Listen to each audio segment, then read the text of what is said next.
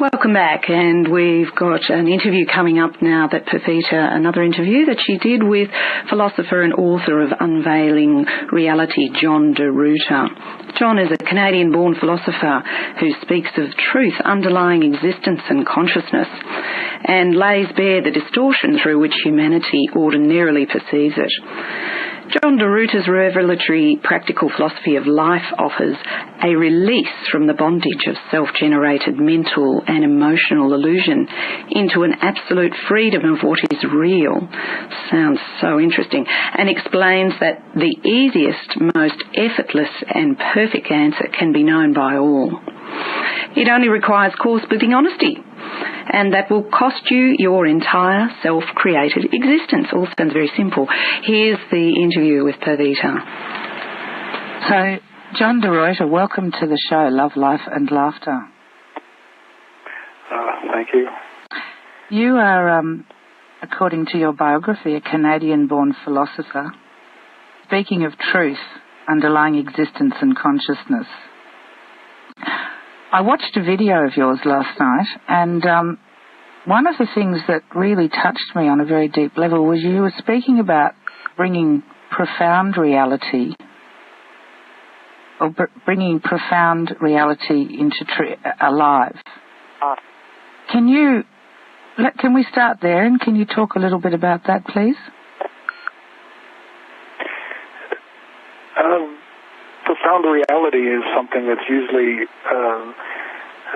held in the abstract and not taken into life.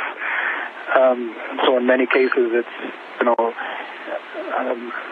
understood as going near the absolute or into the absolute, but it's another thing to take the absolute into life and return back into the self and into the person, so everything does really land in day-to-day life within the details. So when you talk about taking profound reality, the absolute truth, into life, I'm imagining and I'm assuming that if we come from a source of purity and absolute truth, there's nothing tainting our perception, our actions, how we're perceived, etc., in the world. Is that what you're speaking of? Yes. Okay.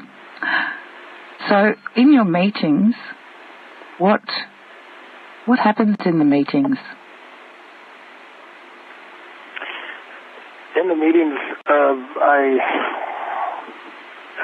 answer people's questions concerning things of interest to them on a profound level, and in many cases it's on a mundane level.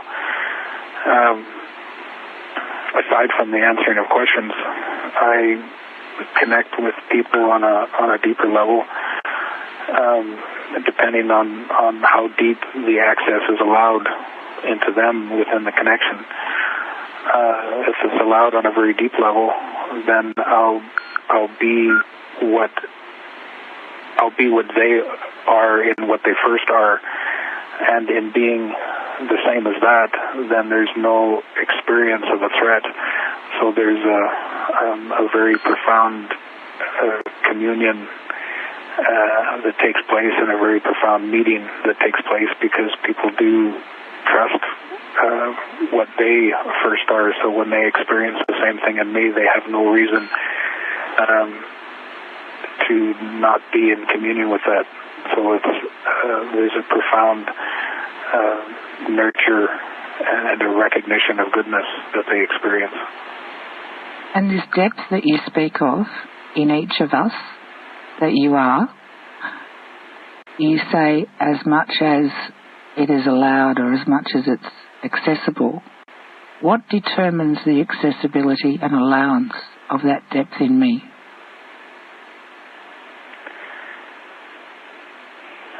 The actual deeper openness within the person.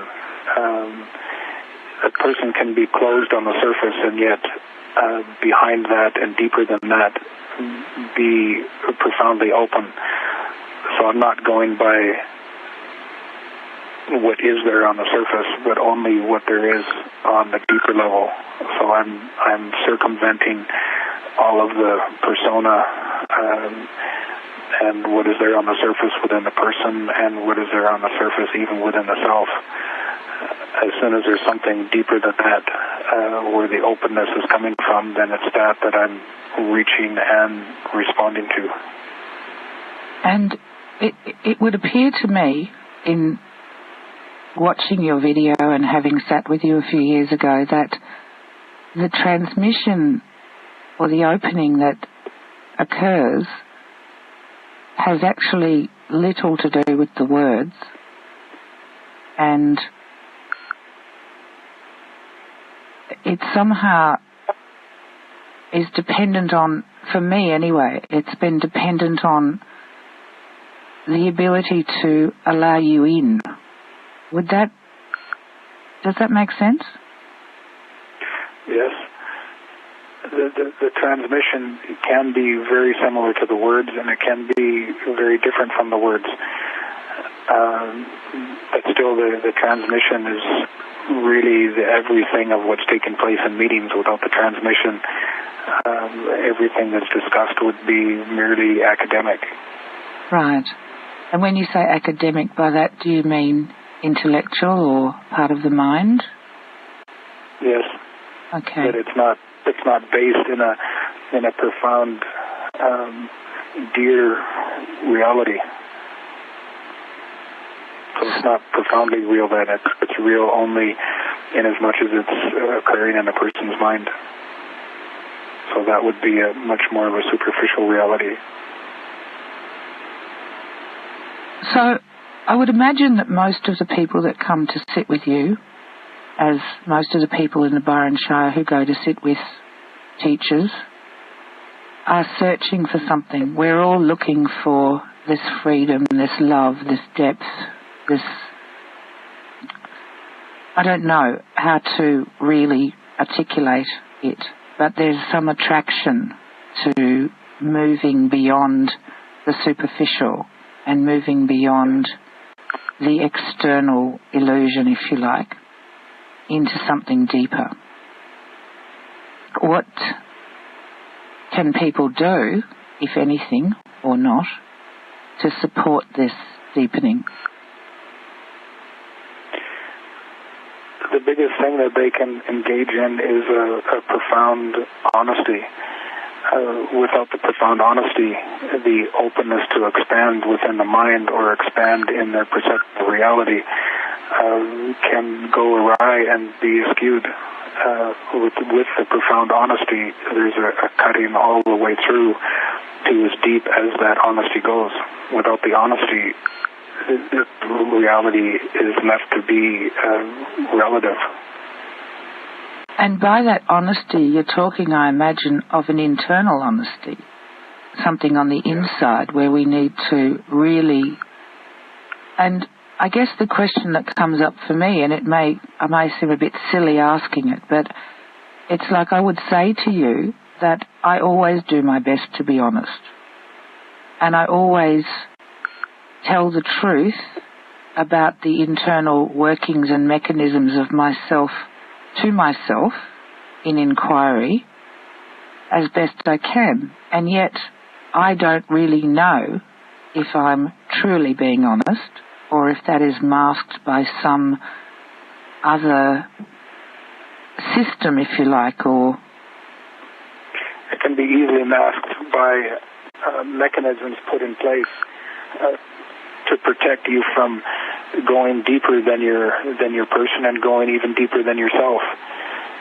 The profound honesty enables awareness to drop beneath the person and drop beneath the self.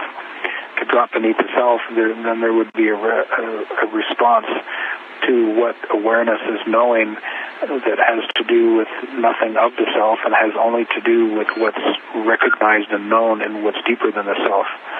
So to respond to that kind of living knowledge within, there has to be the kind of honesty to be letting go of that identification with the self And as that can sound relatively simple, but when an individual is at that back point, letting go of the self, it's not a superficial thing that's being let go of. It comes down to letting go of absolutely everything that's ever been known to be of value.